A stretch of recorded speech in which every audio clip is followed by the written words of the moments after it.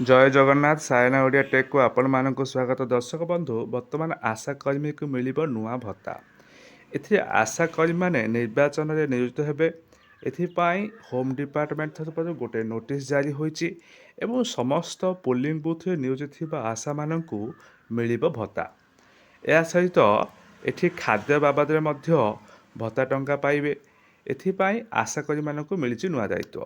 କ'ଣ ରହି ଦେଖନ୍ତୁ ଯେ ଜରୁରୀକାଳୀନ ପରିସ୍ଥିତି ସମୟରେ ଯଥେଷ୍ଟ ମେଡ଼ିକାଲ କିଟ୍ ତା ସହିତ ଫାଷ୍ଟ ଏଡ୍ ସହ ଆଶା ଦିଦିମାନଙ୍କୁ ଭୋଟ ଦିନ ଉପସ୍ଥିତ ରହିବାକୁ ନିଷ୍ପତ୍ତି ନିଆଯାଇଛି। ତେଣୁ ଏଥିରେ କୌଣସି ରାଜନୈତିକ ଦଳକୁ ପ୍ରଚାର କରିପାରିବେ ନାହିଁ।